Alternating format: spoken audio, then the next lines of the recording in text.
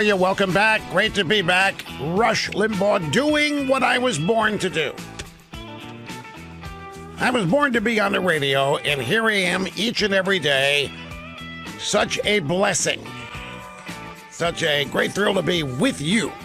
Have you out there every day. Telephone number if you want to be on the program is 800-282-2882. The email address ilrushbo@eibnet.us. Okay, folks, as usual, there are things galore exploding out there today that it's going to take a decent portion of the program today to get to everything. I was actually kind of proud of myself. I got to 90% of what I had yesterday. I got it in yesterday, which doesn't usually happen. I just don't tell you every day because what you don't know, you can't possibly criticize. But yesterday was especially productive, and today... Let me just give you a brief headline example. CNN, and this, by the way, this really has its origins last Friday. This Lanny Davis story and his recanting of blockbuster claims he made about himself and Michael Cohen and the now confirmed lies, admitted lies, that Cohen and Lanny Davis told that Donald Trump knew about the Trump Tower meeting before it happened, and that Donald Trump knew about the WikiLeaks emails that they were going to publish before they published them. Lanny Davis is the primary source for both of those stories. Michael Cohen's a secondary source. Lanny Davis, a primary unnamed source for CNN. Both of those stories have now been debunked by none other than Lanny Davis. Lanny Davis has admitted that he made mistakes. Lanny Davis has admitted that he got it wrong. People are now trying to figure out how he could have gotten it so wrong. How could he have committed such mistakes? Very few people are asking, why would Lanny Davis lie? Well, here's the interesting thing about it. And remember, I'm just setting the table with this. The details here are fascinating. CNN, even though its sources have recanted the story, CNN's still running it. CNN will not pull it. CNN's still running these stories that Trump knew of the Trump Tower meeting before it happened and was okay with it, which Lanny Davis says now Michael Cohen didn't know and didn't say, that he was the source for it and it was wrong, and that Trump knew about the WikiLeaks emails, the Podesta emails, before WikiLeaks published them. All that's been walked back, but CNN is sticking with their story. And everybody's trying to figure out why. Does CNN have sources beyond Lanny Davis and Michael Cohen for these allegations? If not, why will they not retract it? I have a wild guess reason why CNN might not retract it. There are three names that are bylines on the CNN story. One of them is Jim Sciutto, and another one is Carl Bernstein of Woodward and Bernstein fame. I wouldn't put it past CNN to simply not pull the story back so as to protect Bernstein, to protect the reputation of Bernstein. I think there are Bernstein himself, and I think there are people at CNN. They're saying we can't pull a story and say that Carl Bernstein, a great Carl Bernstein, got something wrong. If that happens, then it would be a legitimate reason to look at everything else Bernstein has asserted, beginning back with the Watergate days. Now, whether it would go that far, I don't know. But I do believe that in the executive suites and in the editorial departments at CNN, there is a grand desire to protect Carl Bernstein. And, of course, Carl Bernstein would have a vested interest in protecting Carl Bernstein. But once again, CNN's right in the thick of it, running fake news. This turned out to be fake news, and it dates back to July. The first one of these assertions dates back to July.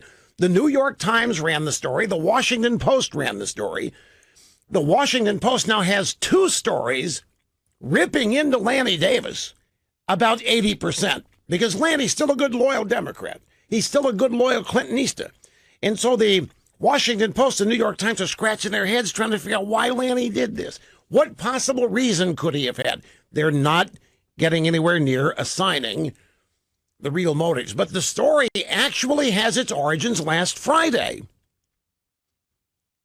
And it ran on Breitbart. The headline, CNN's Jim Sciutto busted for 2 fake news scoops in 1 week. CNN's Jim Sciutto, this not to be confused with this Acosta guy, although these guys are a pretty good tag team for fake news. Jim Sciutto, spelled S-C-I-U-T-T-O. Jim Sciutto was a member of the Obama administration. I don't know what he did, but that's where he was. And the headline, CNN's Jim Sciutto has had 2 big scoops debunked as very fake news in just 1 week.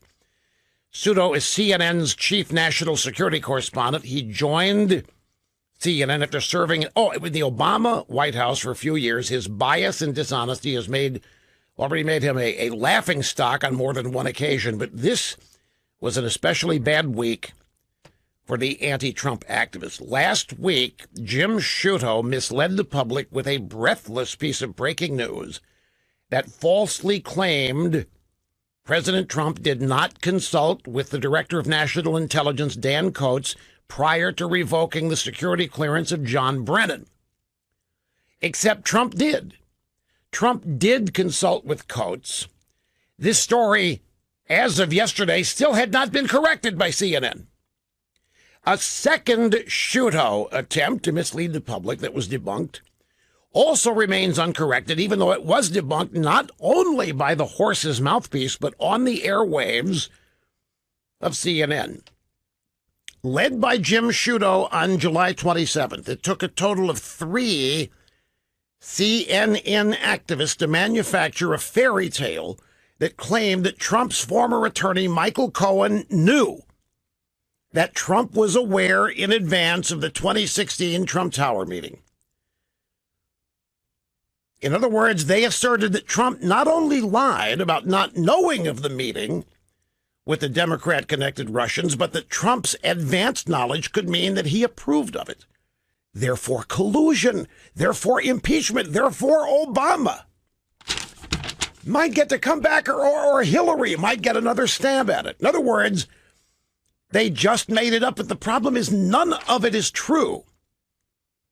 None of it is true according to Lanny Davis. He has recanted it all.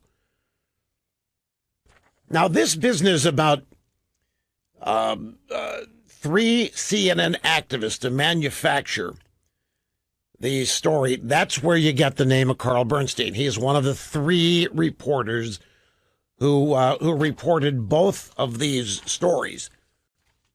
Lanny Davis has now admitted that he was a source for CNN's Trump Tower story. There's another element to this, too. And Lanny Davis said that Michael Cohen can't wait to talk to the special prosecutor, Robert Mueller, to tell him all of this. That's not true either.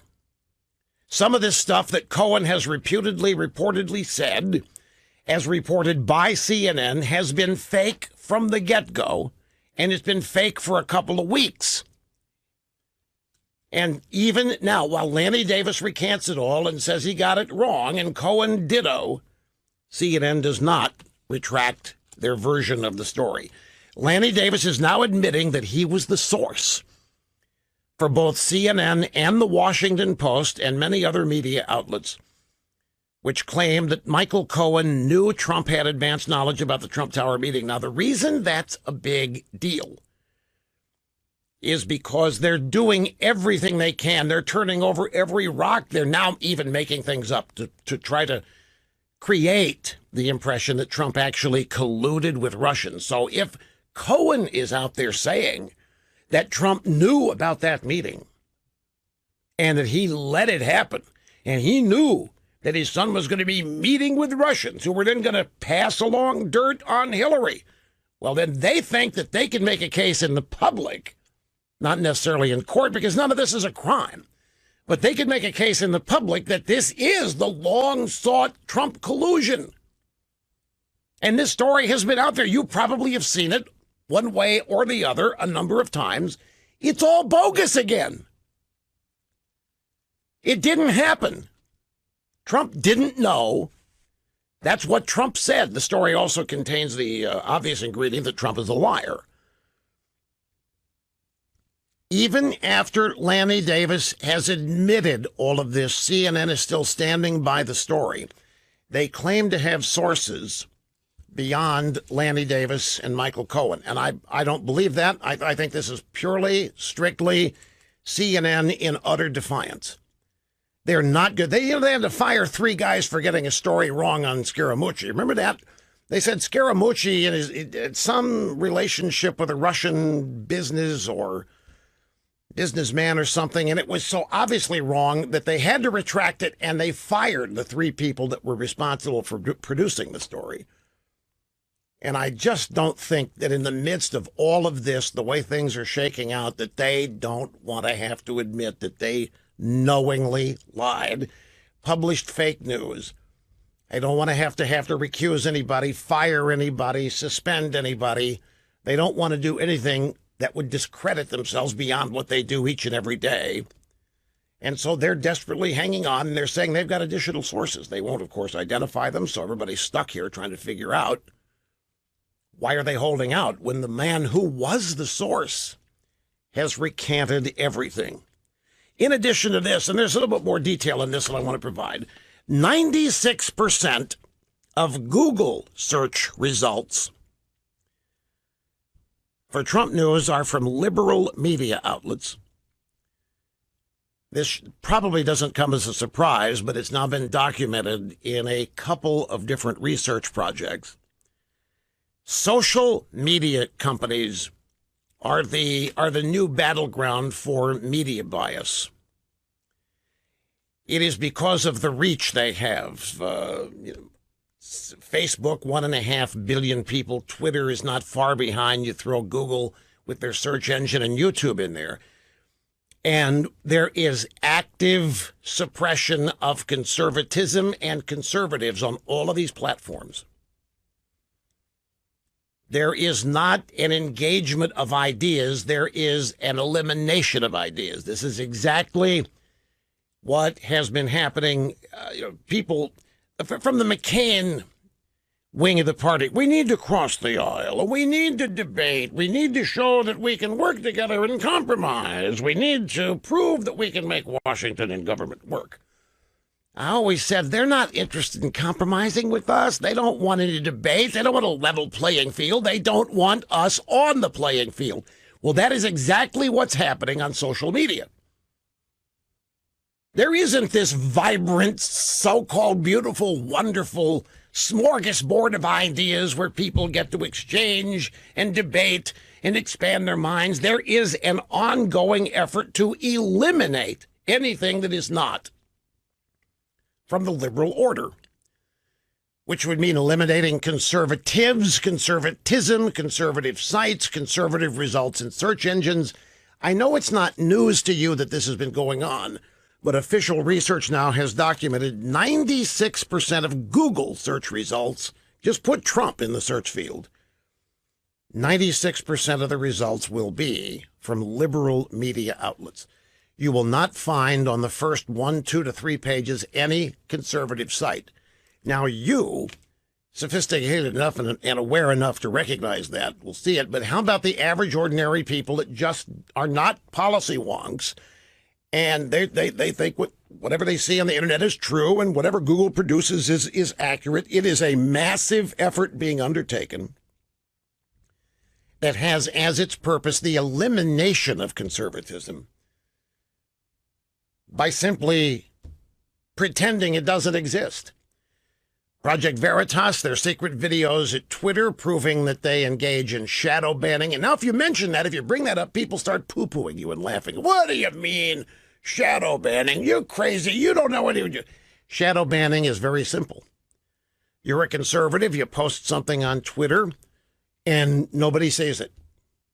Twitter blocks it. Twitter, it does not go to the list of people you sent it to. It doesn't go to your followers. They just block it. Except you don't know. You don't know it hasn't gone anywhere, and the people you sent it to never see it. It never arrives. It never shows up in their feed. Voila, they have shadow banned you. And this is a rising practice that's taking place. It's happening at Facebook. Shadow banning is specific to Twitter. This has caused a response. President Trump, a couple of tweets. Google search results for Trump news shows only the viewing reporting of fake news media. In other words, they have it rigged for me and others so that almost all stories and news about me is bad. Fake CNN is prominent. Republican, conservative, and fair media is shut out. Is this illegal? 96% of results on Trump news are from national left-wing media. Very dangerous. Google and others are suppressing the voices of conservatives and hiding information and news that is good. They're controlling what we can and cannot see. It's a very serious situation. Will be addressed. What's he going to do about it? No, I'm sure. How's he going to fix this? I mean, these people, you can't go at them on the First Amendment. They're not government. They can do what they want. They can run their businesses however they want. If they want to engage in a mass sanctioning of conservatives and conservatism, I mean, in the general sense, they can do it. What would force their hand is public pressure, financial pressure, or what have you. But they're not going to get any pressure from other leftists. Other leftists are applauding this. This is exactly what liberalism is. It's not something that relishes the idea of debate. They want to eliminate any and all opposition. They want to have to deal with it, period. There is no just opposition. There is nothing other than what they believe. And it's a nuisance to have to put up with it and admit it. So we'll see. The president's promising some kind of action on this. In fact, from the Washington Examiner, Trump threatens action against Google for rigged search results. So I guess the president is using Twitter now as a bully pulpit to bring attention to an extremely important and it is dangerous. Social media companies are censoring mainstream political thinkers and writers and elected officials, conservatives. And it's evidence again that the left cannot prevail, even in their own minds, without cheating. They cannot thrive, survive, or win without cheating. And they now have built up these social media platforms that are so huge that their opportunity to cheat is massive each and every day. Got to take a quick time out. Be back with more after this. Email during the break. Rush, why would Lanny Davis lie like this when he knows it's going to be exposed? Why would he lie when he knows it's going to be? It's been exposed and CNN's not retracting it. CNN is not changing a thing about these stories. Why would Lanny Davis do it? Well, what did he do? He set up a GoFundMe page for Michael Cohen. Lanny Davis set up this fundraising effort so that Michael Cohen can continue to tell the truth. I think it's very possible that Lanny Davis lied about this and stuck with it as a fundraising effort because any money Cohen gets is going to end up passing through to Lanny Davis, who is his lawyer. I mean, it's become so common now, fake news, out and out lies and made up stories that are designed to destroy and ruin people. It's happening so frequently that talking about it and reporting on it has ceased to contain any incredulity. It's just become standard norm in drive-by media. But this really needs to be understood by as many as possible. Programming note, I remain a little gravelly today, a little hoarse, and it limits my expression ability, if I can coin that word. I have to speak in more of a monotone than I usually do in order to have the voice break like that. So I'm trying to be expressive in alternative ways until such time later in the program when usage of the voice will strangely result in its strengthening. Now, on the CNN business, even back to the Google and the social media and the way beyond bias treatment of conservatives and anything that isn't liberal. I think that we've reached a stage in the country that a lot of people have not yet realized or don't even want to admit. We are not two different political ideologies or parties that have different ideas about accomplishing the same things. That's what it used to be. There used to be the left and the right, Democrats, Republicans. It used to be a common objective or common goal. The common objective was how to make life consistently better and improved for the most people, how to maintain freedom, how to ensure human rights, and all of this. There were those common objectives. There were just different philosophies, ideologies, ideas on how best to achieve them. And on the left, it was thought that government in control of most things would have the most equitable and fair result. That the more involved government was in every walk of life, in every avenue of life in America, then the fairer and the more just things would be.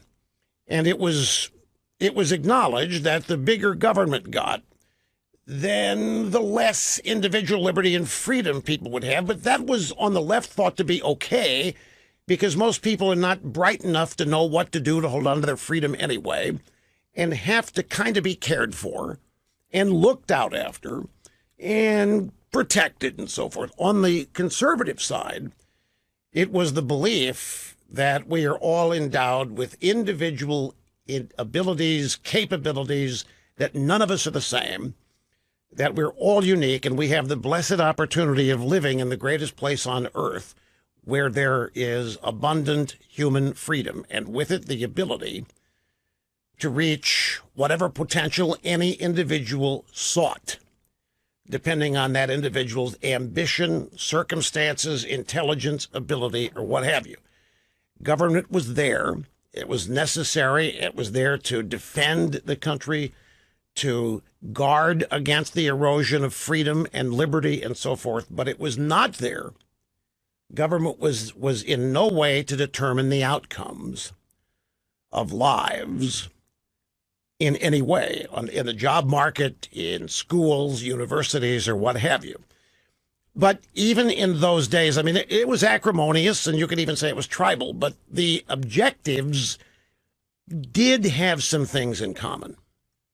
I think that's I don't think we have it in common today. I don't think that what we on the right seek for America is at all what people on the left seek. So the battle that we're having today is not served at all by crossing the aisle and cooperating and finding common ground, because there isn't any. Because the objective of the people who now define and empower the left is the actual tearing down, transformation, or destruction of the very country that we cherish, the very country that was founded. And that is now the battle.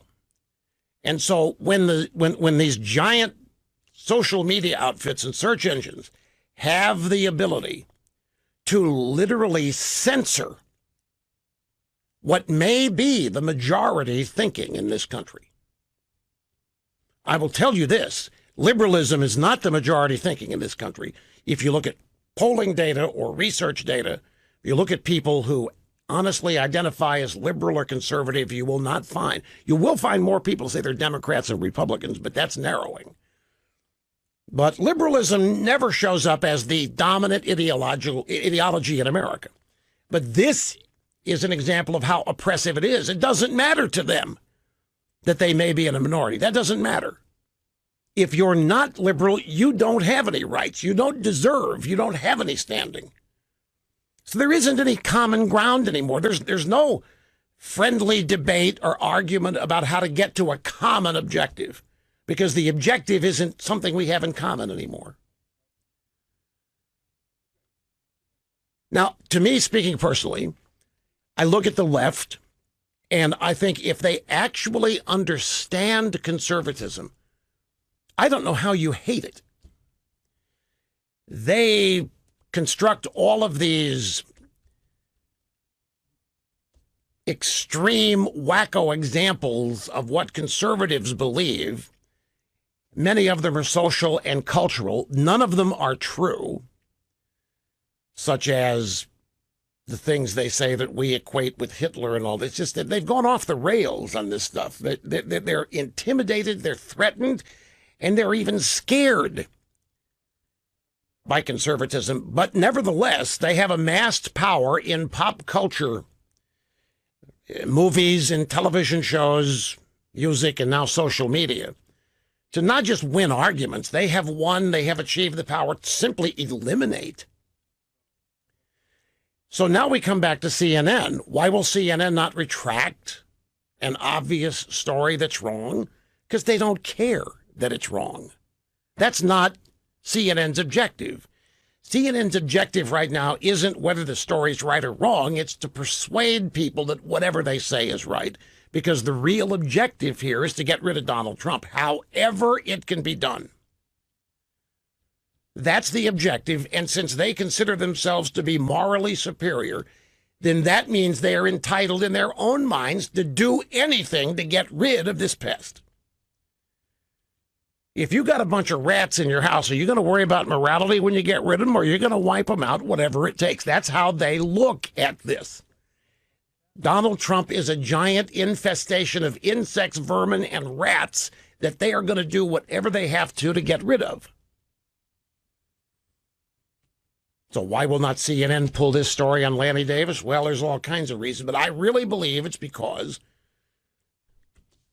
they want it to be thought of as true. They want to be, every journalist in this country gets up to this day hoping and praying that he or she stumbles across the evidence that proves that Trump colluded with Russia. CNN thinks they've got it. They don't want to give it up. They also don't want to ruin the reputation of Carl Bernstein. But this story dates back to July 26. The story specifically is that Michael Cohen intended to tell the special counsel, Robert Mueller, that he was present, that he, Cohen, was present when Trump was told in advance about Trump Jr.'s meeting with various Russians at Trump Tower. CNN's story includes a statement about its sourcing that credible reporting now suggests were designed to have misled the audience. They did this knowing that it wasn't true. And yet CNN refuses to address any of the questions that have been raised about its conduct here. They simply are refusing to deal with it. Now, the substance of the CNN story regarding Cohen, and it made headlines all over the world, and CNN was calling it a bombshell and breaking news bombshell. It has been retracted by other news outlets that originally confirmed. You know the way it happens. CNN reports X, whatever it is. Other news agencies say, what? Why did we know about this? So they start independently confirming it. And they did. They independently confirmed it. They all called Lanny Davis. And Lanny Davis told them the same lies that he told CNN. So the Washington Post and New York Post independently, quote unquote, confirm CNN's story. Then Lanny Davis announces he admits that he made it up. He admits that he got it wrong. He apologizes for doing so, and he retracts it. Washington Post, New York Times, they all, in a matter of speaking, retract their own stories, but CNN isn't, which is leading to such stories. Here's Aaron Blake in the Washington Post. Michael Cohen's lawyer has done real damage to the case against Trump. Not Michael Cohen's lawyer has done real damage to journalism. Michael Cohen's lawyer has done real damage to the case against Trump. There isn't a case against Trump. That's what all of this means. Lanny Davis made it up, and Cohen made it up. Cohen was not there. He was not in Prague, as the dossier says. Cohen did not have any knowledge that Trump knew whether or not there was going to be a meeting in Trump Tower. All of this has been made up.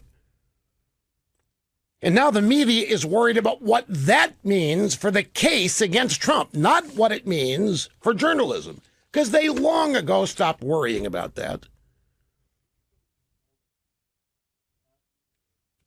But CNN has now been accused of lying to its audience about a key element of what they called a blockbuster, and they refused to retract it, where everybody else that run the story has sort of tried to pull back from it. Brief timeout yet again. Back with more in a moment.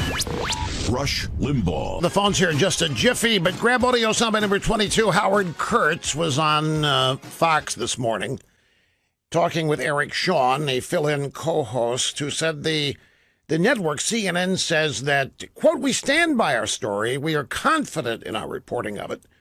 Now, is this just a sense of confusion, or is there something much more serious and deeper going on here, Howie? It's a pretty serious matter, Eric. Really? CNN is hanging out there with a story about a major accusation that Michael Cohen supposedly, allegedly, ostensibly is prepared to make against President Trump about advanced knowledge of that Trump Tower meeting, when its own source, or one of them, as you say, Lanny Davis, Michael Cohen's lawyer, says it's not true. Now, I just got off the phone with Lanny Davis, who I've dealt with for 25 years. He's always been a straight shooter with me, and he's owning up to an error here. He says he made a mistake, which he regrets, in unintentionally misleading CNN. Here's his quote: "I should not be talking to reporters on background about something I'm not certain about. The combination of big stakes and a big mistake is a bad moment for me. If I had a redo in life," says Lanny Davis, "I wouldn't have said anything about the subject." Oh, this was done on purpose. Now, this cover the CYA move here. This is, I should not be talking to reporters on background about something I'm not certain about. What do you mean you're not certain about it? You're not certain about it, and yet you confirmed it for you. Everybody wanted this story to run. That's what you have to answer. Everybody involved, Cohen, Lanny Davis, CNN, the rest of the media, wanted this story to run. It could be as simple as they just know that Trump colluded. Oh, my God, they know it. They're so frustrated that they can't find any evidence. And Lanny Davis, why, who can dispute Lanny? He's a Clinton. He's the lawyer. Who can dispute? Lanny says that Cohen told him that. They ran with it, so excited. But if there's reasons beyond this. If you're Lanny Davis and you're going to set up a GoFundMe page for Cohen, and you're going to go out there and you're going to say, please send this man money so he can continue to tell the truth. What does telling the truth cost anybody? Zip, zero, nada. It's a fundraising trick. What Lanny Davis was doing was telling these insane lunatics on the left that Michael Cohen has the goods on Trump colluding with Russia, and we need to make sure he has the continued ability to get that message out. He needs a GoFundMe page, and we need your support. That's what that was. That's how it was set up. The fact that CNN still hanging on to this should be proof of enough that the truth here is not what everybody is after. It's what they can convince people is the truth. Let me get started on the phones in Bloomington, Illinois. Andrew, I'm glad you called, sir. What's shaking? How are you? Well, I got an issue with the whole conservatives being blocked out. I'm going to raise something here to you that I really hate suggesting, but the only way I see conservative news being able to have equal airing is allowing net neutrality and turning them going to the utility internet. I hate saying it, but I equate it kind of like driving a car. I mean, we're all concerned about, regulating it. Oh, you got to have a license to drive a car, right? Unfortunately, the liberals own the roads. So the only way we're going to be able to take our car out on the road is if we allow it to be regulated. I mean, I hate saying it, but, as long as the liberals own the internet,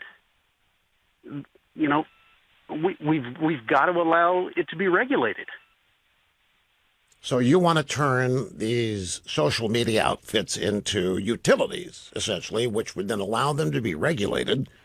But you can go after them on the basis of antitrust, which is the way the gigantic oil companies of old were busted up, and some of the other monopolies that were supposedly monopolies were busted up by going after them on antitrust, preventing and eliminate competition and that kind of thing.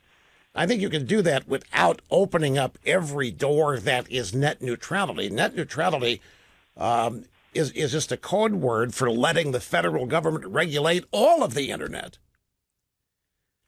Yeah, I'm of so many different minds on this. And the reason is, and I don't even know if I should make this observation. No, I'm not going to make the observation. It would not be understood and so forth. Something has to give on this, and Trump apparently now is going to lead and spearhead some effort to fix and correct this. It's obvious that the social engine, the social media purveyors, the Zuckerbergs and the Google guys, and Jack Dorsey at Twitter are only going to provide lip service to this. And in fact, they're going to deny what we know is happening. They're just going to say it isn't true. I mean, we've taken all kinds of steps and made all kinds of changes to our algorithms to make sure that this doesn't, while it, in fact, does continue to happen. Anyway, I'm up against it on time, but we will continue to talk about this. A lot of people lined up on the phones who want to weigh in on it. We'll do that when we get back. Don't go away. Rush Limbaugh, because we know for you, only the best will do. About it, the more I'm going to tell you what I decided a moment ago not to say about all of this garbage that's happening with censorship on the net. But the first thing, folks, I don't want to hear from anybody else promoting net neutrality unless you know what it is. Net neutrality would not have one thing to do with Silicon Valley companies and how they run their businesses. Net neutrality would regulate internet service providers. It does not regulate Silicon Valley companies who are engaging in censorship. There is no way that net neutrality will even touch this. Back, folks, El Rushmode and the EIB Network and the Limbaugh Institute for Advanced Conservative Studies, Advanced Anti-Media, and Anti-Leftist Studies. Great to have you here. Telephone numbers 800-282-2882. The email address lrushmode@eibnet.us. Okay, so Facebook and Google. Let's take them separately. Facebook is simply eliminating, as often and as many places as they can, anything conservative from their news feed. If you are a poster at Facebook and you post things you want people to read, if you link to a conservative website or news story, Facebook finds a way to make sure your post doesn't reach your followers. Same thing with Twitter, basically. Google, it's search results. You put in the name, put me in there, put Trump in there. You're going to find the first 2 to 3 pages, nothing but liberal bilge and drivel in the search results. It may take 2 or 3 pages to find a conservative website, and it may be an obscure one at that. If you put in the word, if you search for hate groups, you will not find a liberal group mentioned in the first 10 pages, for example. And so people are outraged by this and trying to figure out what to do about it. Now, we had a caller in the previous hour who said, Rush, I hate to tell you this. I hate to tell you.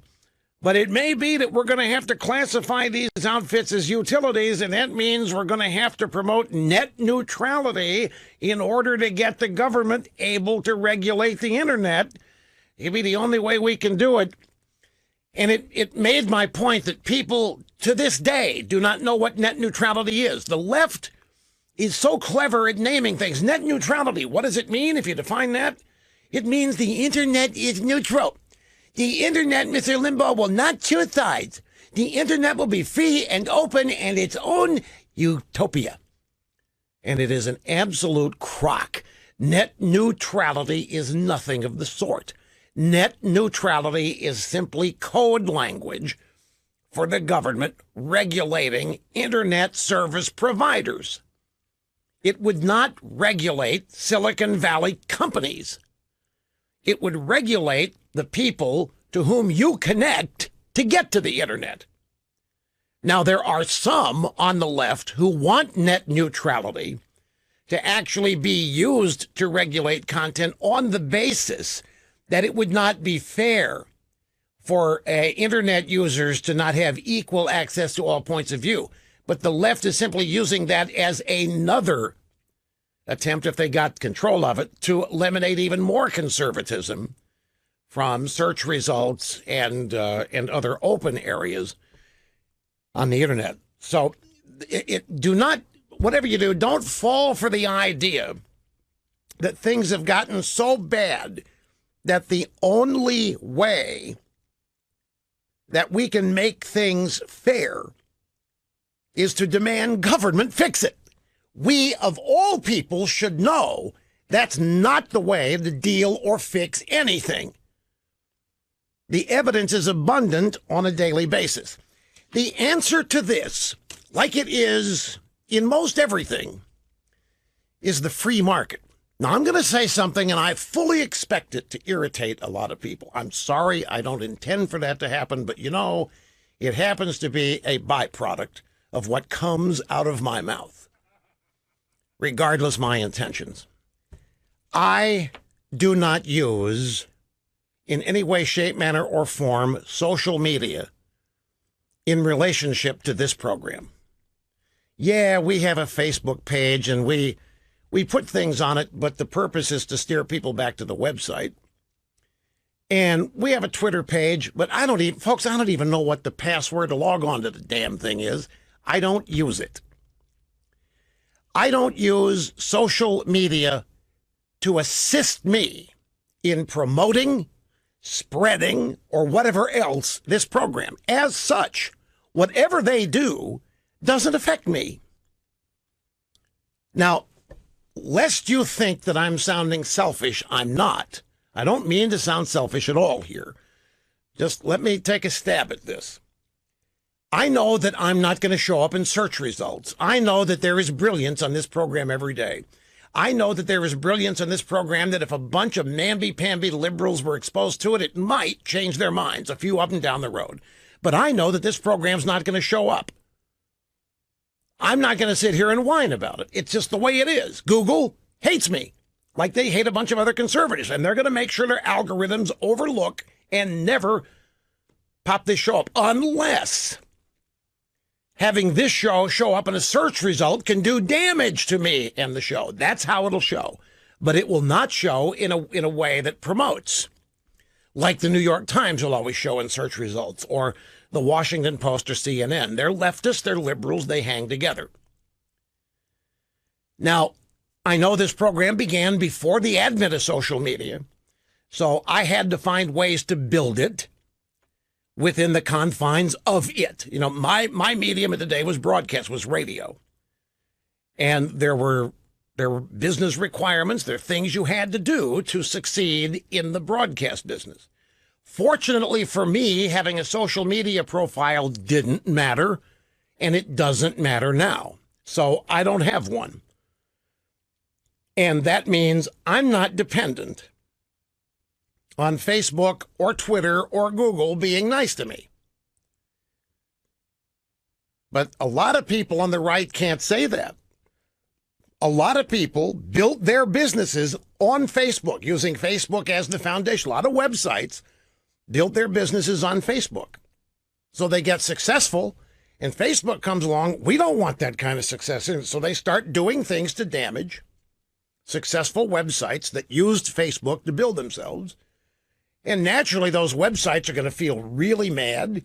They're going to feel like things are unfair and that they got no warning, and that their former business model, which was at least trending toward profitability or maybe even become profitability, Facebook has now stepped in and seen to it. And so all they can do is, that's not what I mean. I don't mean all they can do is complain about it, but they're stuck. I mean, they depend on Facebook. Why would anybody want to depend on a bunch of leftists for your success?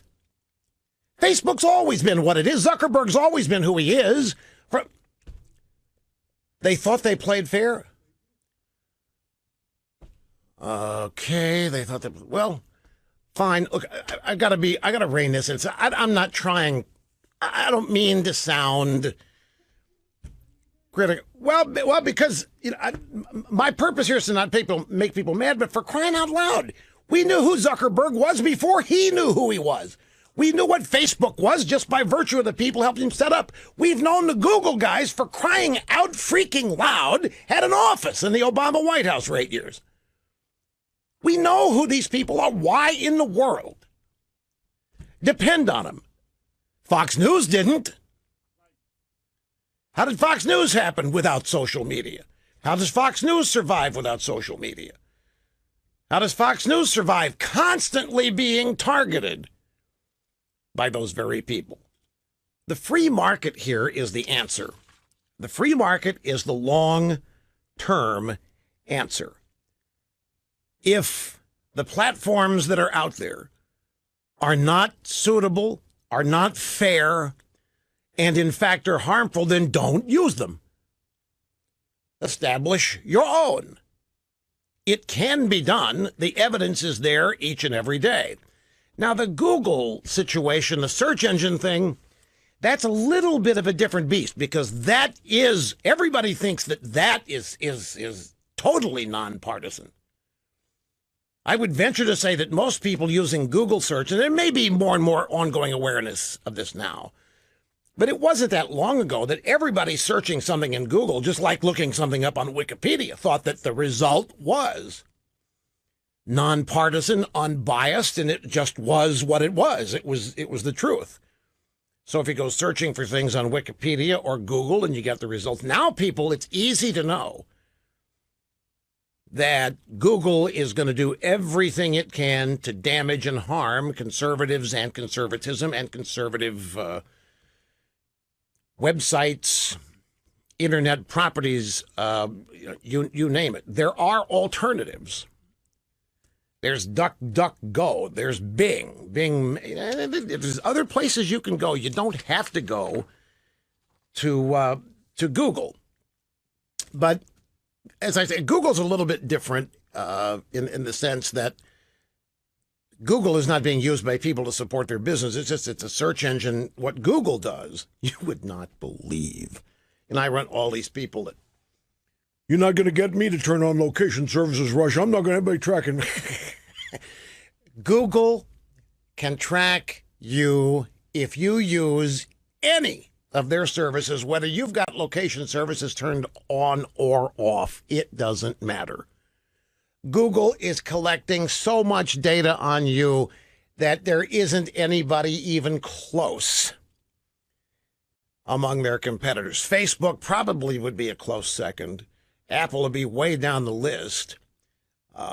Twitter and Facebook, they're pretty good data miners because that's how they sell their advertising and so forth. Well, that's another thing Google does is monopolizing online advertising, which is a double whammy for internet-oriented businesses. But anyway, I think the way to go after these clowns is antitrust, but not net neutrality. I don't want to get one more call here from anybody who thinks the way to fix this is to throw regulation to the government and say, we conservatives are getting an unfair shake and we want you to take care of it, Uncle Sam. Wrong way to go about it. And certainly, folks, you may think net neutrality sounds good to you and what you may think it is, but you do not want the same people running Google and Facebook being able to regulate your access to the internet, which is what net neutrality is. You just do not want them having anywhere near that kind. In fact, I saw a statistic. This was, I even mentioned it a couple of weeks ago. The United States, since net neutrality ended with the arrival of the Trump administration, United States average online speeds have gone from 12th in the world to 6th. Meaning average online speeds for American consumers is increasing exponentially, rapidly, as we exited net neutrality. And we were only under net neutrality for 2 years, 2.5 years, starting in 2015 is when Obama implemented it. The internet, this vastly expansive, growing, profit-generating enterprise that everybody loves, became what it became. The free internet, most everything on it was free for a while, for a long time. It happened without government regulation. The reason the left wanted to get their hands on it was how fast it was growing, how many people were using it, and how much conservatism was available on it. The left was panicking. Net neutrality was a stealth philosophy and idea to limit and damage conservatism at the internet service provider level, not Silicon Valley company content people.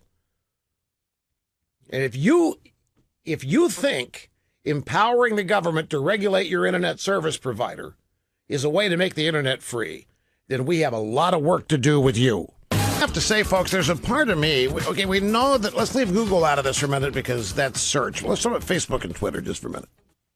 We know they're run by a bunch of leftists. We know that those leftists who run Facebook and Twitter really hate conservatism. They hate conservatives, whether they understand it or not. And by the way, I believe they don't know what it is. I think they, like every other young person that's come up the American public education system, they'd haven't the slightest idea what conservatism really is. A reasonable human being cannot reject conservatism. Maybe disagree with it, but not be frightened of it. Your average ordinary person who encounters your average conservative would no more think that person needs to be silenced, shut up, or banned than anything else. But what they have been taught, what Zuckerberg and Jack Dorsey and the rest of these people have been taught about what conservatism is one of the things that we're dealing with. They haven't the slightest idea what it really is. They believe a bunch of cliches and caricatures. And no, I don't think I'm giving them any benefit of the doubt. I really don't think they know what it is. These are smart people, ostensibly. Conservatism is one of the most maligned life philosophies that there is. And especially compared, how in the world can communism and socialism, with the evidence of what socialism does to people, Venezuela, Cuba, you take your pick, how in the world that can triumph? The reality of the misery and failure, the genuine human destruction that results from socialism and communism, which is easily seen. You can look at it on the face of the earth today. How does that triumph over the United States? The United States essentially founded, well, I guarantee you that it wasn't liberalism. It wasn't socialism and communism that founded the United States. It wasn't that kind of thinking at all.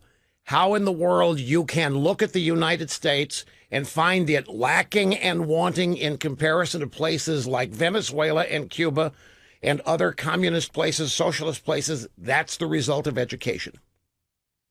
That's the result of minds being poisoned. But look at it this way. In one sense, given who they are, it kind of makes sense that they wouldn't want us around, given what they think.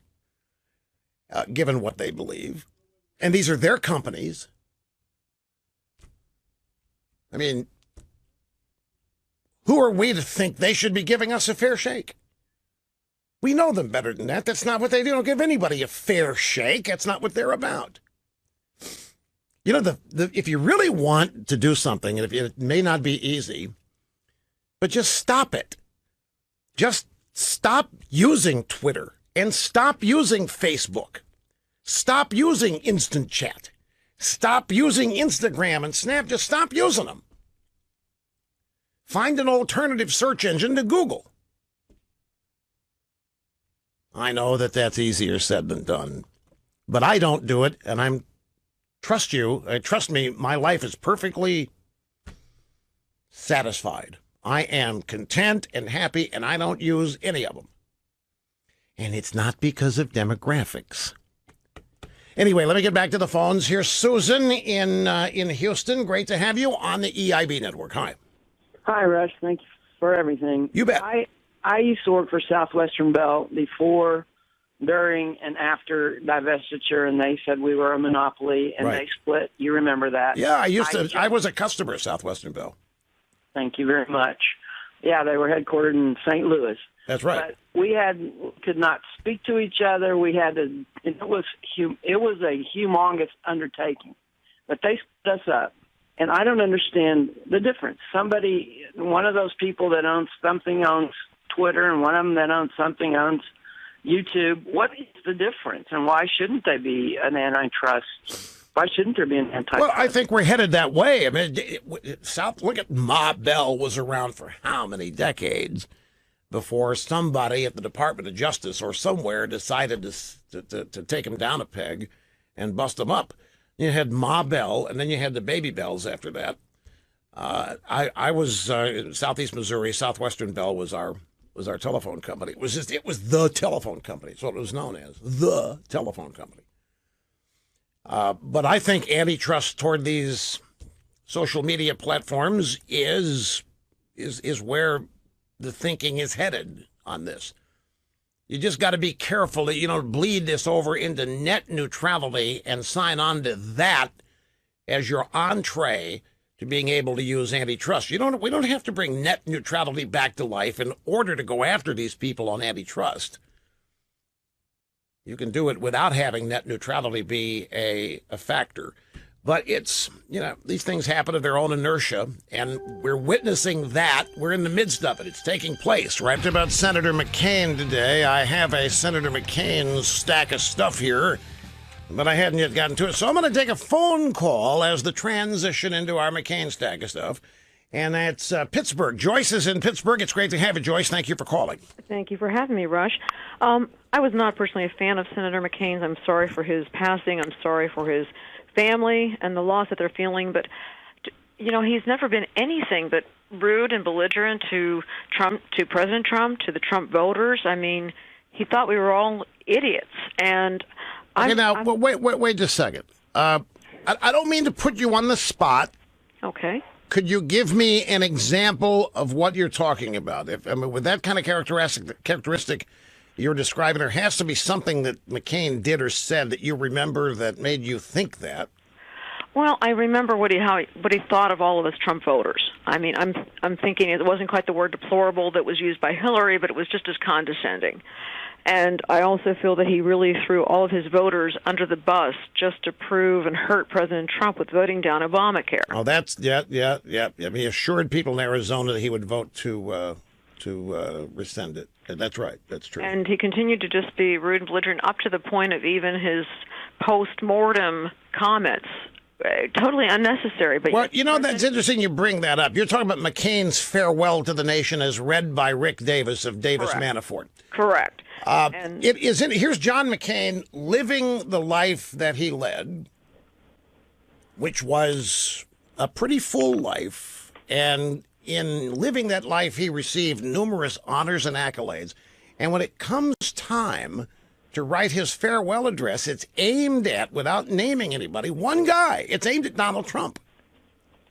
But why is Trump even on McCain's mind at a time he's writing a farewell to the American people?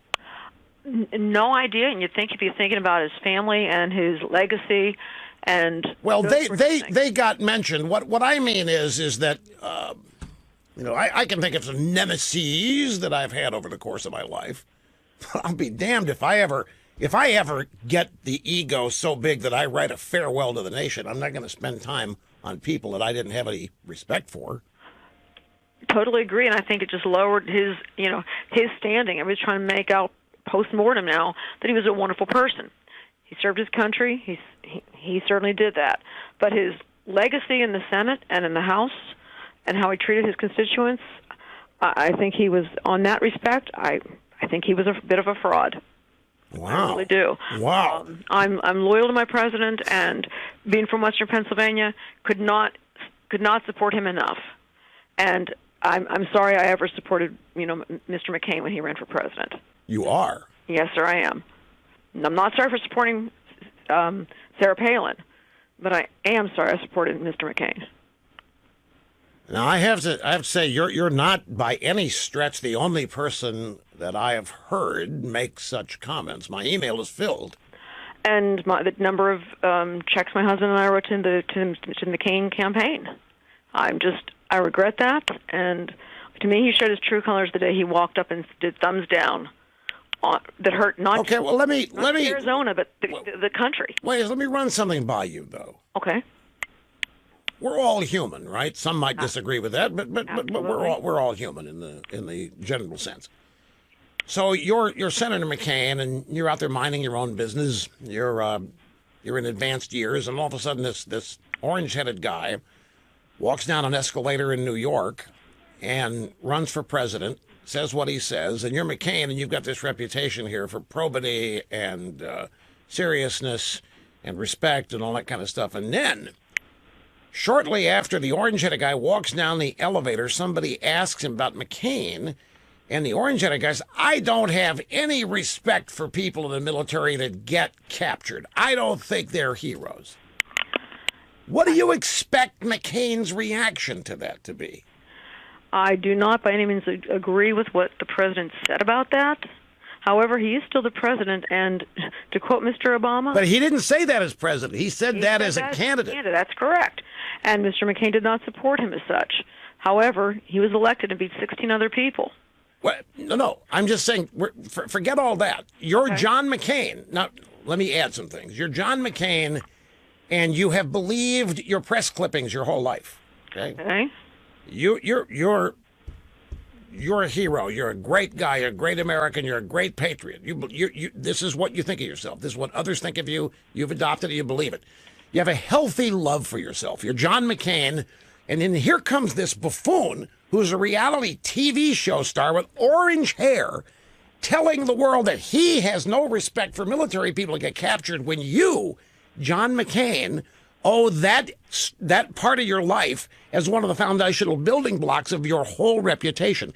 Do you, aside from whatever happened to Trump later on in the campaign, becoming president, beating 16 other guys, can you understand how that would make McCain livid? Can you understand how that might make somebody wanting to get into payback for the rest of his life against the guy who said something like that? I can see being upset, but I don't think there's anything that I've ever felt like that just words alone that I want to get even with somebody for the rest of my life, especially when I was sick. Well, obviously, it affected McCain because he had promised the people of Arizona that he would vote to repeal and replace Obamacare, and he came back from Arizona. He was not well. He made a big effort to get back.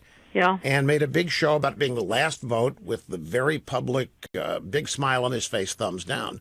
And that, I'm sure, was get even with Trump time. Oh, yeah, it was certainly get even with Trump time, and the shame of it was the rest of the people and the rest of the country suffered because of that. And that, to me, lowered his standing in my world and a lot of other people's worlds, too. He wasn't there to just prove something to himself. He was there to represent the constituency of Arizona that put him in office how many times. And I expected more of somebody than that wanted to be my president, that I supported. That's where you start putting the people and the country ahead of yourself when you take that oath of office.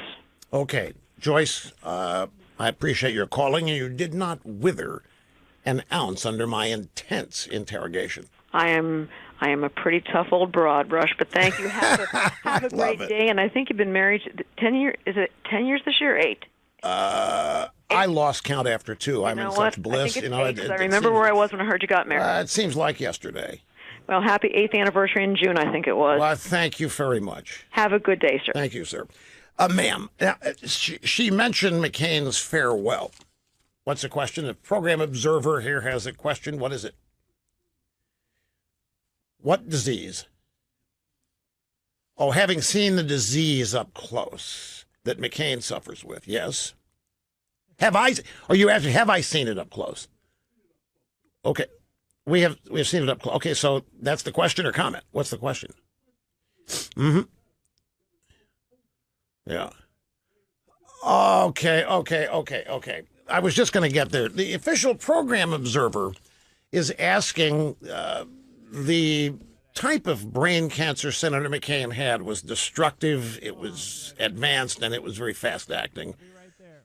And the official program observer is wondering if the advanced stage of that brain cancer was such that the farewell statement could actually have been written by somebody. Yeah, I think so. We don't know when he wrote it. Could have written it a year ago. Could have written it. You're assuming he wrote it the week before he died. We don't. Well, Trump's been around for 2 or 3 years. I mean, you could have references. Look. Let me read excerpts of this here. We have from a tear-soaked Washington Post, by the way. John McCain issues subtle rebuke to Trump in farewell letter before his death. Now, I have to tell you something. to me, this is kind of unreal, because we have here the guy who read the farewell letter is McCain's campaign manager in 2000 and 2008, presidential campaign manager. His name is Rick Davis, and he is a partner in Davis Manafort. He is Paul Manafort's partner, and we learned because we did the work. We went back to the news archives. We found a Washington Post story in 2008 detailing how Rick Davis brokered a meeting between Oleg Deripaska, an oligarch close to Putin, and McCain. Just like a meeting was attempted to be brokered between Deripaska and Trump.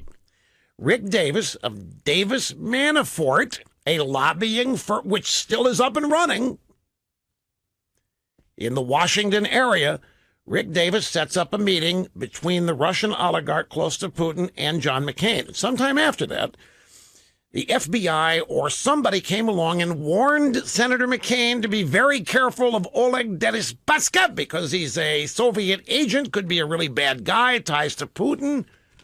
So they warned McCain, and McCain continued the relationship with the guy, and nobody thought a thing of it.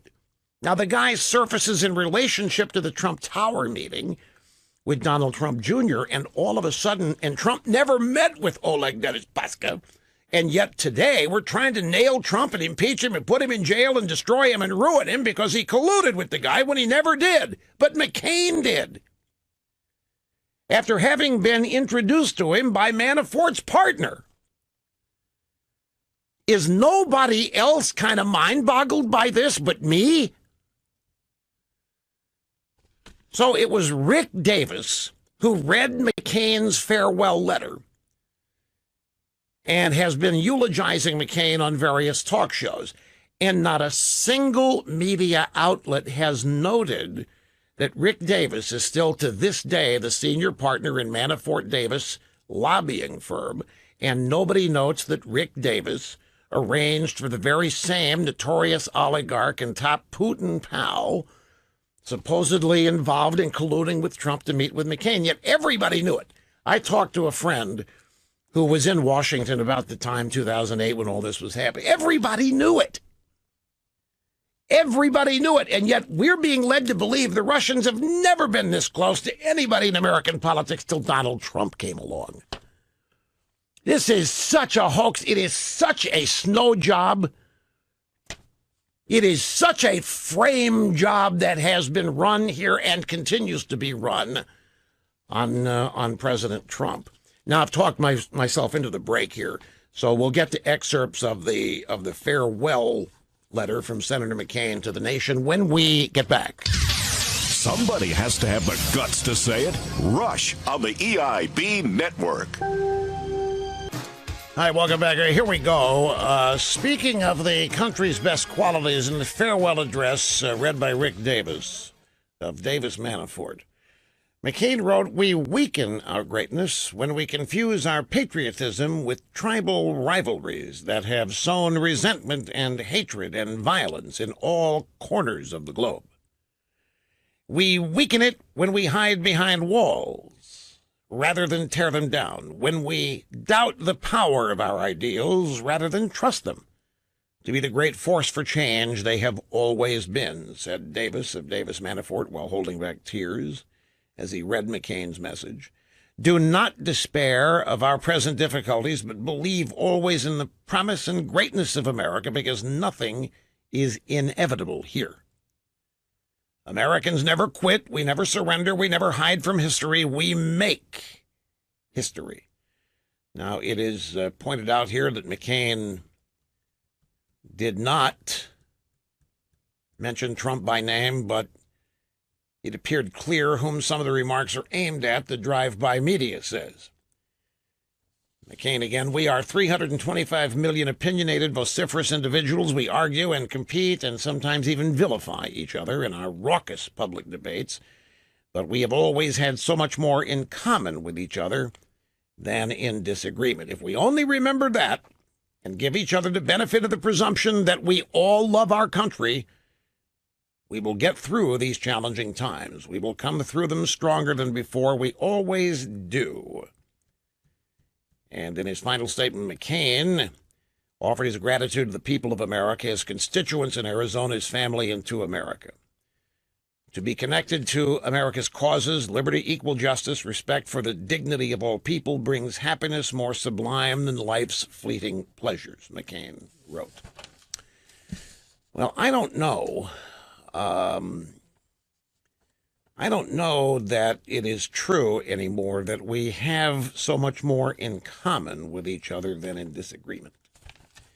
That's a lofty hope. It's a lofty ideal, but that's where I think the big breakdown has occurred. That's a sweet-sounding thing to say, and it would be great if it were true, but I think that's the big change that has happened in this country. Seemingly, although I know this isn't the case, but seemingly overnight. I don't think that mutual objectives and similar visions for America and what our country is, I don't think there's much in common now between left and right on the subject of the country and its decency and goodness and its promise. I think that actually is the great divide. And I don't know how you bridge that. But hopefully it can be. McCain has said, by the way, his ideal successor in the Senate would be an Hispanic woman. Former McCain staffer Rick Davis of Davis Manafort, a lobbying firm in Washington, Senator McCain thought about who might succeed him prior to his death. And Rick Davis said McCain likely would not want a white man to take his place in the U.S. Senate. He's always been someone who's encouraged participation in politics, especially in the Republican Party, with minorities and women.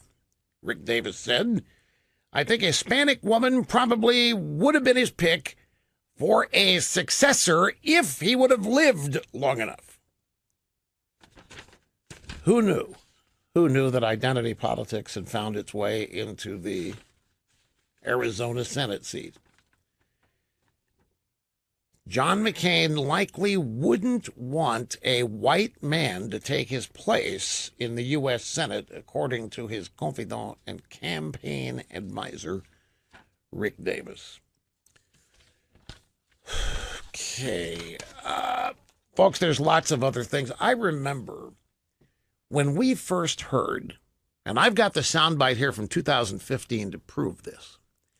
When we first heard that Hillary Clinton had this unprotected server and that she was dealing in classified documents on that server at home, you know, my first guess as to who had hacked and gotten in there was the Chi-Coms. And guess what? It turns out it was the Chi-Coms that hacked Hillary's server, not the Russians. Our final and fast-moving, busy broadcast hour here on the Excellence in Broadcasting Network. Rush Limbaugh, as usual, half my brain tied behind my back. To be fair, hang on, back before you know it. Meeting and surpassing all audience expectations every day. I am Rush Limbaugh, America's real anchorman, America's truth detector, and America's doctor of democracy. Telephone number, if you want to be on the program, is 800-282-2882. So I knew this was going to happen. I got a little snarky email. I checked it during the break. You know, Rush, it's easy for you to say, sitting there as the number one radio guy, how you don't need social media, but how are young people today first starting out supposed to do it? Okay, I understand that. That's why I tried to rein it in, even though Mr. Snerdley didn't want me to rein it in. But let me ask a question. And I don't mean this to sound self-serving, as in the case with every question I ask.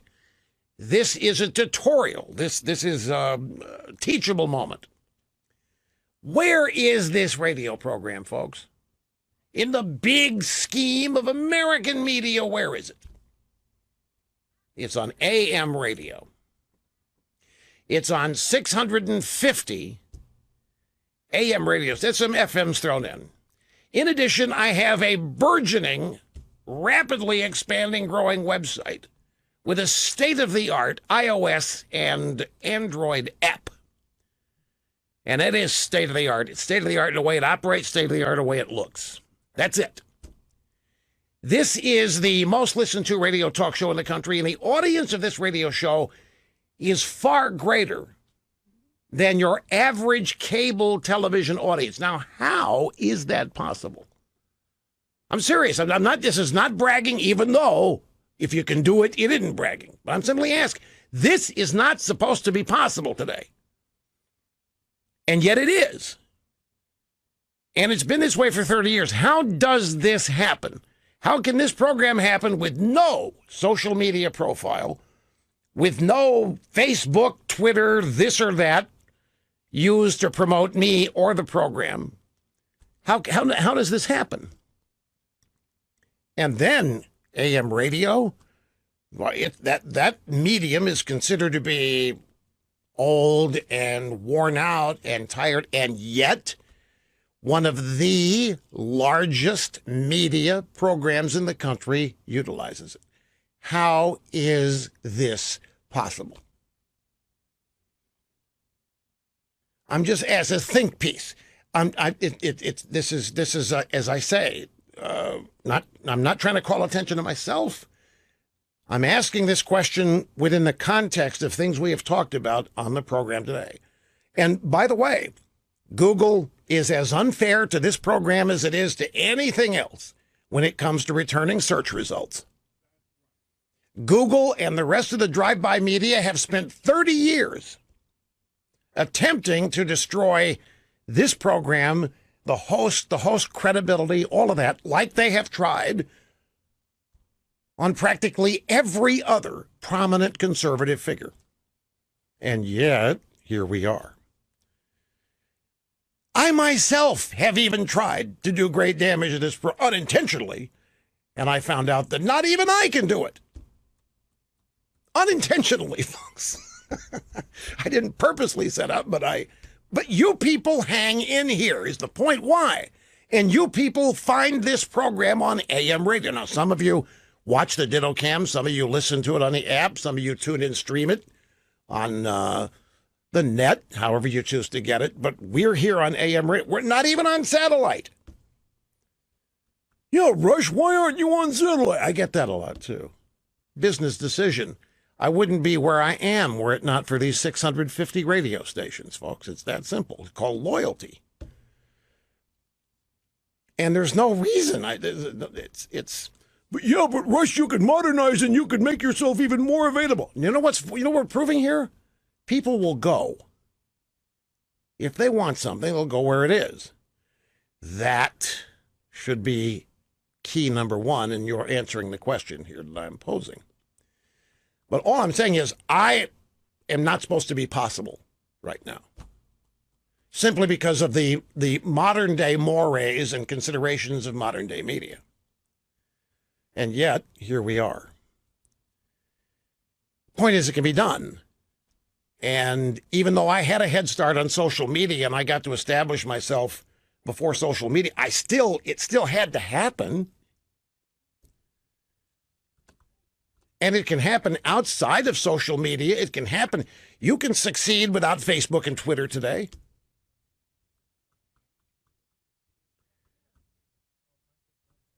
Seems to me. Here we, in fact, Larry Kudlow's weighed in on this whole notion. Now, Google's a different thing.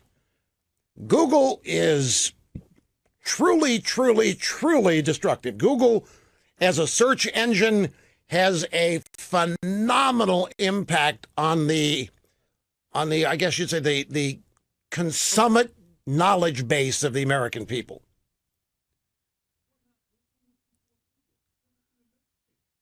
Well, Netscape was a web browser.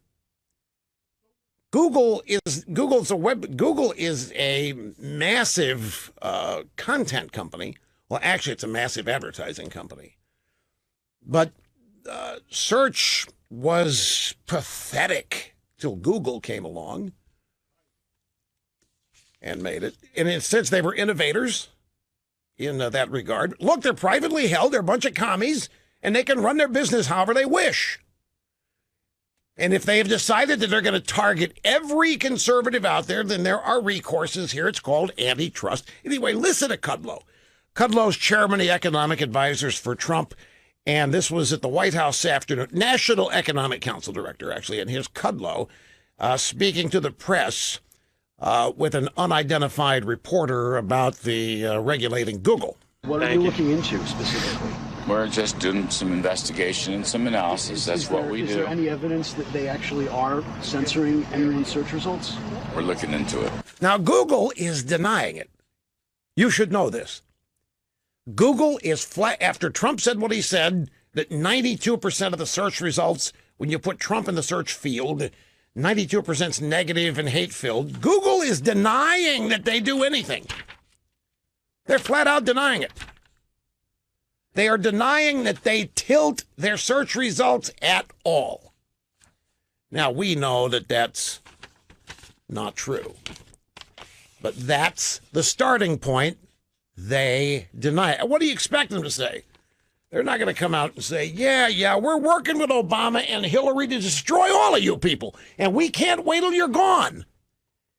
And our plans call for you to be a non-factor inside of 10 years. Deal with it. They're not going to say that. They're just going to do it. Or try to. Consumer confidence numbers are out. Folks, these economic numbers, be it unemployment, be it economic growth, by the way, I think at the Atlanta Federal Reserve Bank is now predicting 4.6 GDP growth for the current quarter, which will end in September, right after the new iPhones come out. And 4.6 on top of 4.1. Now we've got consumer confidence numbers. They have, in August, the highest level since October of 2000. Now, October 2000 is before 9/11 happened. Consumer confidence rose in August to its highest level since October 2000, building on July's solid result. This is the statistic that is monitored and kept by something called a conference board. And these people have been around for decades. The conference board index rose to 133.4 in August, despite expectations from a survey of Reuters economists that it would fall. Why would anybody think a survey of Reuters economists would be anywhere near right? Reuters every month admits they are shocked and surprised, that their experts are shocked and surprised by every month's economic numbers. Well, why would anybody still rely on Reuters economists? The conference board's index rose despite expectations from a survey of Reuters economists that it would fall. The confidence number rose last month to 127.4. It's 133.4 today. Consumers reported better feelings toward the economy in the near term, but less optimism about long-term growth. Now, what this consumer confidence survey measures is Americans' sentiment on current economic conditions and prospects for the next 6 months. The difference is people have jobs, people have more money, they have more disposable income, and they feel confident that this is going to continue, which makes them confident to spend it. Now, here's the challenge. This is a challenge coming up. How do we convince people that the Democrats are going to reverse all of this? This is one of the rare times. It's not the only, it's not the first, but this is one of those rare times where the president and his administration are not directly benefiting or being credited for robust economic recovery or activity. Although I think in Trump's approval numbers, we see some evidence that the American people are willing to credit Trump. But what really needs to happen, the American people need to know that if the Democrats get back in charge of things, this is over.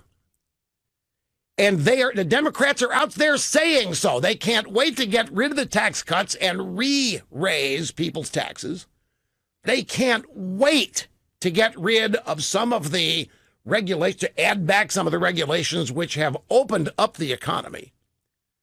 The real challenge for Republicans and everybody interested in this is to convince the American people that everything happening today in the economy is going to end and reverse itself if the Democrats get back in power, including winning the House in November. We are in the midst of an economic boom. I'm telling you, remember that no one in Washington, in the world, actually thought was possible, except Trump. Even in the campaign, when Trump suggested that he could return the economy to 3% growth, do you remember what they said to him and about him? They said that that's near criminal. Donald Trump cannot make a statement like that. That is misleading the American people. That's setting up false expectations. It's very cruel, they said, of Donald Trump. That 3% economic growth is simply not in the cards anymore. And one of the reasons why is because the great and valiant Barack Hussein had never been able to get higher than 1.5%. And since Obama was the absolute wizard of everything, if Obama couldn't do it, it couldn't be done. And I'm only slightly exaggerating. The point is, the people that ran the political media complex in Washington did not think any of this that's happening now in our economy was possible. And so there was not a single person among them willing to even try. You want to talk about giving up on something? You want to talk about giving up on a dream, giving up on an ideal, giving up on the whole concept of American greatness and exceptionalism?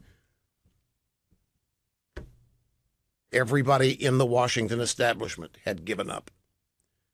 Didn't think it was possible. I would go so far as to say that many of them did not want an economy growing like this. And they certainly, the Democrats, don't want something like this happening when they're not in power and can't claim credit for it. This economy expanding and growing like it is with consumer confidence, this is one of the greatest horrors the Democrats can experience. This is the kind of thing that sends them into abject panic and the need to start rewriting history in terms of their media stories about why this is happening. It's why they're now embarking, I kid you not, on various efforts to credit Barack Obama for this, which has no chance of succeeding. An economic recovery, an economic boom that no one in Washington thought was possible. And despite having all those people arrayed against him in Washington, Trump has somehow made this happen. And in another sane universe, this would be the only story of the year. But now there is this hoax, this setup, this frame job by the upper levels of the intelligence community and the Washington establishment to destroy Trump because of that never-ending story and the ongoing lies and distortions in it. What would be the biggest story every day, the economy, the stock market yesterday, 26,000 for the first time, NASDAQ 8,000 for the first time, on the strength of what? A new trade deal with Mexico that nobody thought was possible. And nobody believed that Donald Trump could pull it off, not after what he had said about the Mexicans in the campaign. The media is left. The media is reduced in reporting on the Mexican trade deal to snarky comments about, well, there's nothing in it that says Mexico is going to pay for the wall, so Trump failed. A bunch of petty, small-minded little gnats and chihuahuas yapping at the ankles and the knees of Donald J. Trumpster. Really, folks, what is happening here in the U.S. economy would be the big story, and not just here, but around the world. I was alive in the 1980s when the Reagan version of this happened, and I'm here to tell you it was the captivating story. It was so big and so constantly reported, and Democrats and the media were in panic even then, trying to rewrite it. if the next quarter's economic growth is 4.1% or 4.6, as the Atlanta Federal Reserve Bank says, then we will have evidence that this is a sustainable economy on fire. But meanwhile, what do we get? We get Russia and Russia and Russia and Lanny and CNN and Stormy and McCain and Omarosa. Oh my, what happened to Omarosa? Where's Omarosa? That gigantic tell-all they should have gotten a month out. Where's Omarosa? What happened to that story? It must have bombed out for some reason. Why did the Omarosa book bomb? Maybe because nothing in it was true. Maybe it served its purpose. Maybe it was only a 1 or 2 day drive-by story. Who knows? But it's gone now. Radio show app. Back to the phones. This is Gino. Gino is in Las Vegas. Gino, great to have you on the Rush Limbaugh program today. Hi. Hi, Rush. I have a different opinion about the Internet regulation or kind of rules they want to put on it. And mine is that the government should regulate it because of decency. I'm just tired of listening to, say you wanted to do a competitive audit of another station like that M show.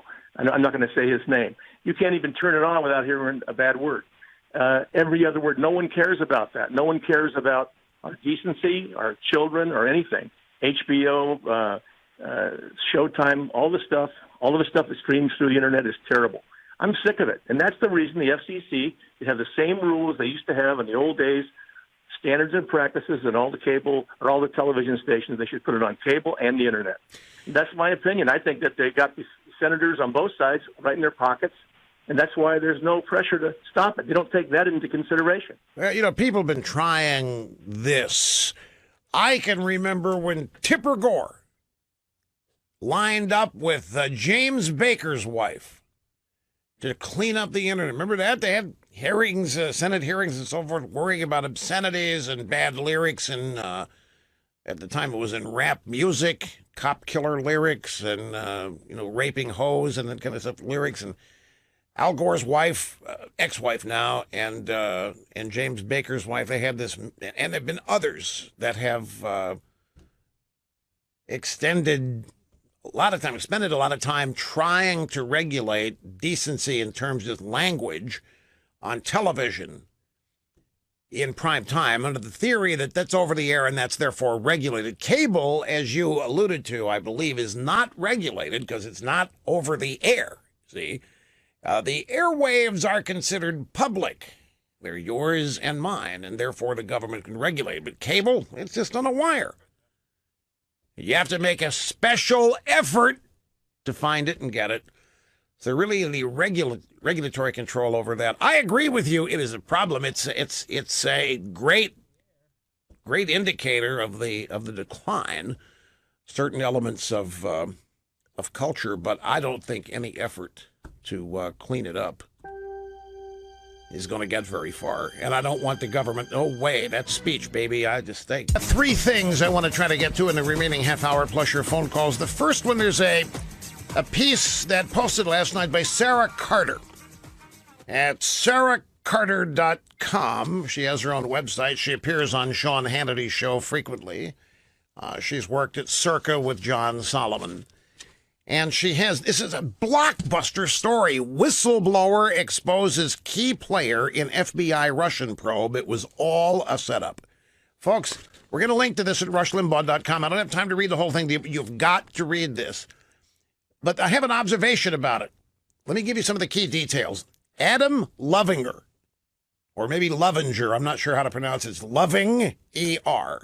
Adam Lovinger, former Defense Department analyst, never expected that what he stumbled on during his final months at the Pentagon would expose an integral player in the FBI's handling of Trump's campaign and alleged Russian collusion.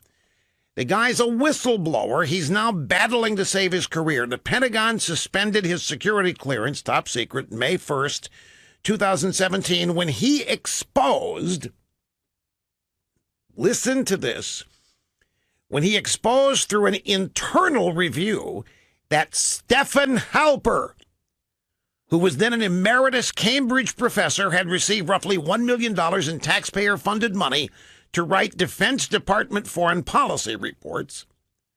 Before Lovinger's clearance was suspended, he had taken a detail to the National Security Council as senior director for strategy. He was only there for 5 months before he was recalled to the Pentagon, stripped of his prestigious White House detail, and ordered to perform bureaucratic make work in a Pentagon annex. The reason is he had uncovered Stephen Halper. Stephen Halper is one of the FBI's embedded spies in the Trump campaign, who had a direct relationship with George Papadopoulos, and it turns out much more. It turns out that Stephen Halper was one of the original culprits in all of this FBI, DOJ hoax or trumped-up frame job of Donald Trump.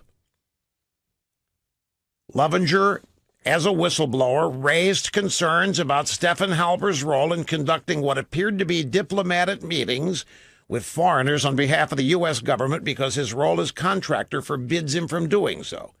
An investigation reveals that the documents and information this whistleblower stumbled on raised troubling questions about Stephen Halper, who was believed to have worked with the CIA and part of the matrix of players in the Bureau's Crossfire Hurricane investigation into Trump's campaign in 2016. Stephen Halper, who assisted the FBI in the Russia investigation, appears to also have significant ties to the Russian government, as well as sources connected to Vladimir Putin. Now, this is new.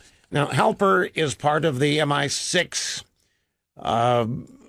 bunch in the UK that partnered with the FBI and agents, from Harvard and Yale. This is the Oxford, Cambridge, Harvard, Yale connection in the intelligence apparatus of both countries. And what it all means here is that Halper's just another link from the Clinton campaign to the Russians in creating all of this phony baloney, plastic banana, good time rock and roll stuff on Trump, including the dossier. And because that this Lovinger guy found out about it, he was stripped of his security clearance, given a make-work job, and basically shunned. And none of what he reported on was acted on. So, but here's the point. Sarah Carter is one of many people who works hard, develops sources, finds things out like this that the drive-by media studiously avoid, and when these discoveries are made, they ignore them. Greg Jarrett has an entire book, so does Janine Pirro, lining all of this, everything that happened. Sidney Powell, who wrote the book about the corruption in the Justice Department, has laid out exactly how Trump has been set up and framed and relentlessly persecuted by the American intelligence community. It has been documented. It's out there left and right, and it is studiously ignored. Sean Hannity on his television show on Fox, 1 hour in cable prime time every night for a year, has been having these people on as guests, and they have summarily exposed all of this. The special counsel, the fact that it's a cover-up, to really cover up what those people did, that the whole thing against Trump is a manufactured hoax. We on this program have done the same. We have railed, we have demonstrated, we've illustrated, we have informed and pointed out. Everybody acknowledges now that this was a horrible job. It was a horrible thing. It started in the Obama White House. It spread throughout the Washington establishment from the intelligence community. We know all the corrupt people, and yet nothing happens. Nothing happens to anybody. Comey, Sally Yates, Brennan, Clapper. Everybody knows what they did, and yet no one is indicted. They're not even being investigated, other than what may be happening via an inspector general investigation, say, on the FISA aspect of all this. No offices are stormed at 5 a.m. at the FBI like Manafort's house was. No one's arrested. Nobody's put in jail. Nobody is threatened to be bankrupted unless they cop to some stupid plea. No trials are happening, no congressional oversight of much of this, no Justice Department action. Hillary Clinton is drinking her wine and barely standing up and walking into walls, now running fundraising operations for the Democrats for the next set of elections. Still worth millions of dollars. All these people we're talking about have jobs, they have pensions, they start GoFundMe accounts. Their lawyers openly lie to the media for months on, creating fake news. That we learned today, CNN will not even retract when everybody that was their source admits they were lying about it. Nothing happens. That's why people are more and more convinced that we have a two-tier system of justice. There isn't a... Now, some of these people have been fired from the FBI, but they're being protected. They have their pensions. They have this. Yeah, Strzok is gone. Lisa Page is gone, but that's only reluctantly. They weren't fired because of what they did. They were fired because it was discovered what they were doing. And for the credibility of the ongoing hoax, they had to be sacrificed. But they weren't fired for cause. Mueller didn't really get rid of Strzok and Page because he was embarrassed when he learned what they were doing. He had to get rid of them when they were caught, when their text messages were made public, when the anti-Trump bias became obvious and indefensible, and a public show was made of firing them. But they're still out there and they're fine. Nothing happens to these people. And yet the Sarah Carters of the world and the Greg Jarretts, the Hannitys, everybody keeps plugging away at it each and every day, discovering everything they can that's new and adding to what is known. And it is outrageous what we've learned and what is known. That a dossier that was perhaps even written by the wife of Bruce Orr while she was working for the FBI as a Soviet specialist. The dossier is an entire... You know what? It's not even opposition research. I think the dossier is a, from the beginning to the end, purposeful smear. It's not opposition research. It was not intended to be used by Hillary's campaign as typical oppo research is. This was part of a purposeful effort to smear and destroy via lies and distortions a presidential campaign, then a presidential transition, and now a presidency. And it continues unabated.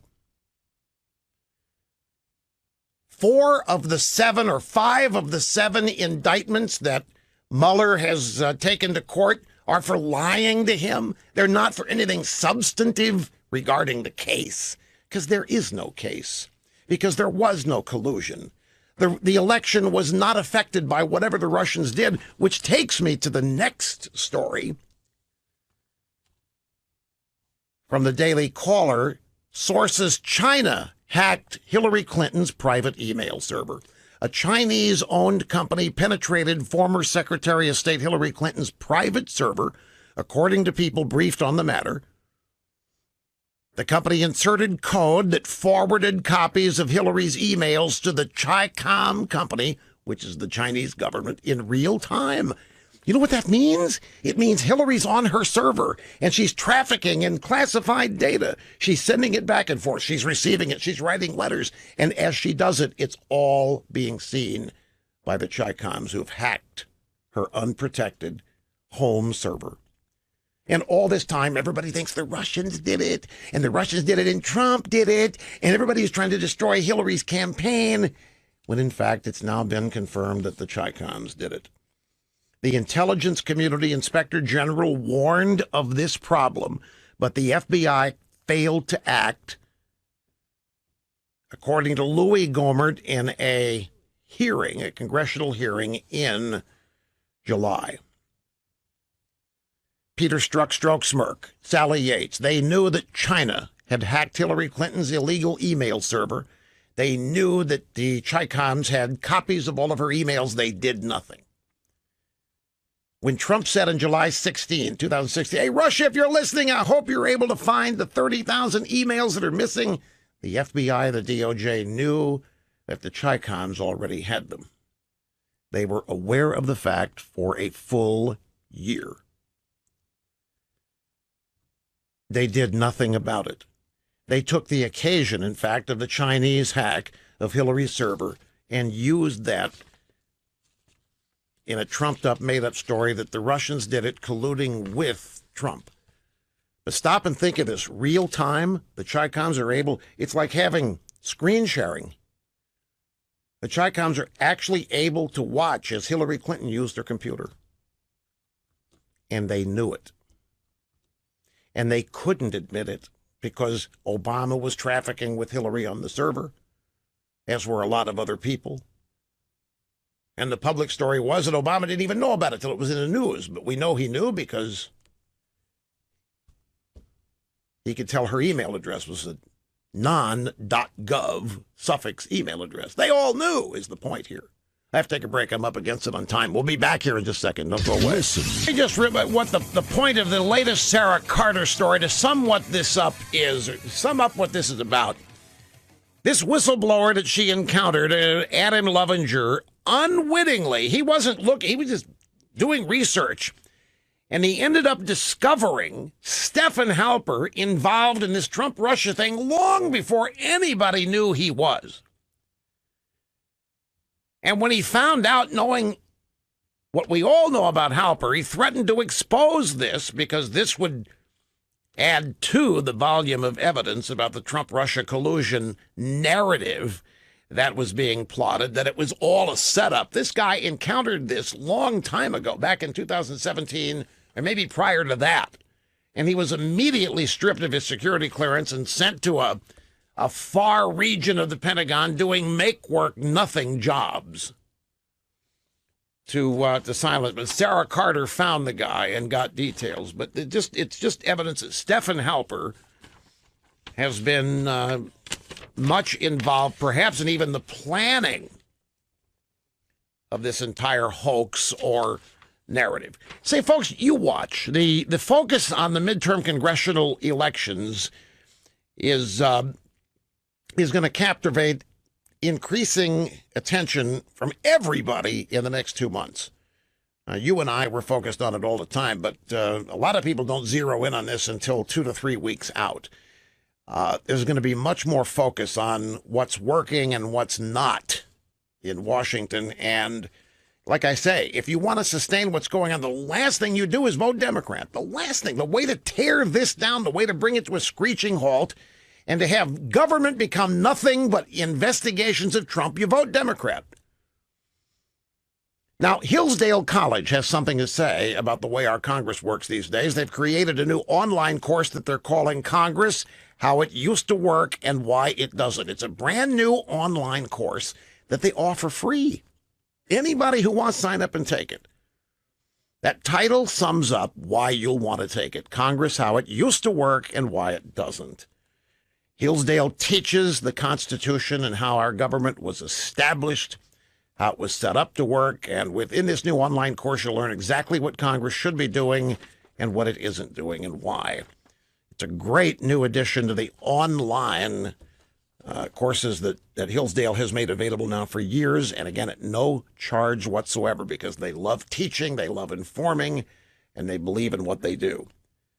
Website to sign up, rushforhillsdale.com. When you pre-register, you'll receive or reserve your place when the online course launches on Constitution Day, September 17th.